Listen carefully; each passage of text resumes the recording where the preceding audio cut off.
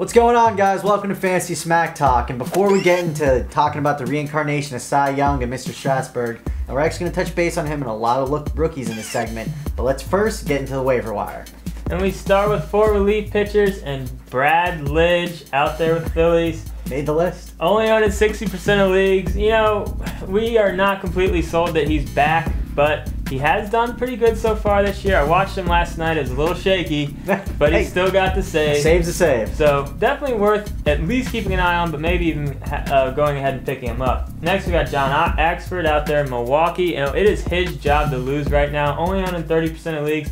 Now, he hasn't exactly been pitching lights out either, but he's been getting the job done. Decent amount of saves so far. We like his potential. And then we got 2 relief pitchers who haven't quite made it into the closer role yet, but we think it's only a matter of time. We've talked about him before. Tyler Clippard only owned in 70% of leagues, and Evan Meek only owned in 20. You know, Caps is already starting to slip in Washington, and we think it's only a matter of time until Dotel starts slipping out in Pittsburgh. Get these guys now before it's too late. And before I get into this, we start talking about the hitters. We got 1 starting pitcher on the waiver wire, and that's Brett Cecil. He's up for Toronto, only owned in 40% of leagues. On May 14th, he gave up 8 earned runs, which has really inflated his numbers. But since that terrible start, he's had 4 consecutive wins and has been pitching very well. So at least keep an eye on him, and he might be even worth picking up because if you take out that 1 game, he's had a pretty good season. All right, let's get into some of the hitters. And we have first Torres, the outfielder for San Francisco, only owned in 10% of leagues. This second-year player, we really like him because he's got some speed. He's had 7 bags in the last month, and he's batting over 300 in that time frame. So anytime you can get a hitter batting over 300 and getting bags, you know, he should be owned in a fantasy team. Next, we have Justin Smoke. Now, this rookie has been not playing great the entire year, but as of late in the last week, he's really shown some signs of power, only owned in 15% of leagues. Next, we have Chris Coghlan. Now, I'm sure you guys all remember him from last year, and he was probably drafted in your league around 8, 9, or 10th round, but he played terrible at the start. He got dropped in a ton of leagues. Now's the time to pick him back up. The last month, he's been batting over 320, and he's shown a little bit of speed and a little bit of power. And the last hitter I'm going to talk about is my boy. I love this guy, Buster Posey. I've been waiting for him to come up. Now, he's catcher eligible, which is what makes him valuable, even though he's playing a decent amount of time at first base. He's going to hit for average and get you a little bit of power, but again, the catcher eligible is very key for him. And I'm going to talk about one other catcher I just could not believe when I saw the numbers. Kurt Suzuki owned in less than 75% of leagues. He loves this guy. What? Well, he's a top 5 catcher. It's ridiculous. There's no reason for this. You know, I'd much rather have him than Olivo, Dumet, Soto, Posey. I mean, so would I. Yeah, I'm not gonna lie. This is ridiculous. If he's available in your league, pick him up now. He's been playing great as of late, and expect him to keep it up. Yeah, I picked him up about 2 months ago, and that's all that I hear about his numbers, his lines. He shouldn't have been dropped. Just get him. All right.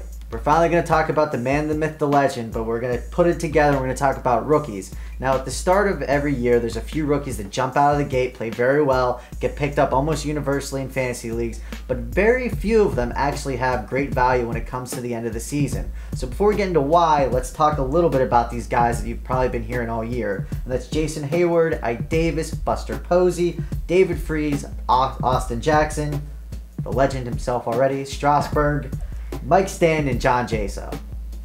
Yeah, I mean, a lot of these guys are playing really well right now. They're owned in a lot of leagues, but really it's only a matter of time before the veterans figure out these rookies and figure out these weaknesses and start to exploit them. And these guys just come crashing back down to earth. You know, every once in a while there are rookies that have value all the way through, but we're saying go ahead and try to trade them for some proven guys that are going to be able to help you for the whole year.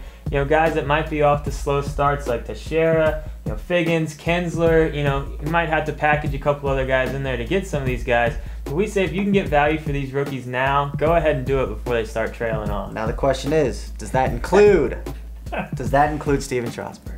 Here's the thing, which I don't want to take anything away from him. 14 strikeouts. It's amazing, but it was very impressive. It was against Pittsburgh. It was against the Not Pirates. the best team in the league. Still 14 Ks. My thing is he's being seen as a god right now. I think you might be surprised what you can get for him if you shop him around.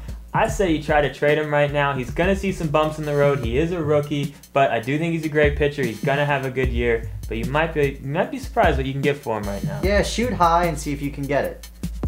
All right, we're going to close the show with one of our forum questions, and this one comes from Why Can't It Be 1983. And he wants to know, should he deal Lester and in return get Tim Lincecum?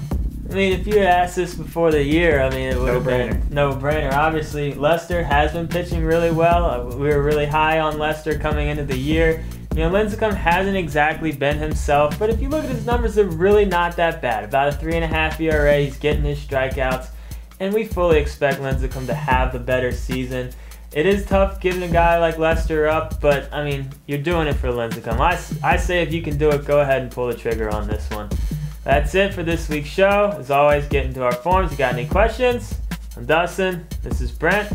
We'll see you next week.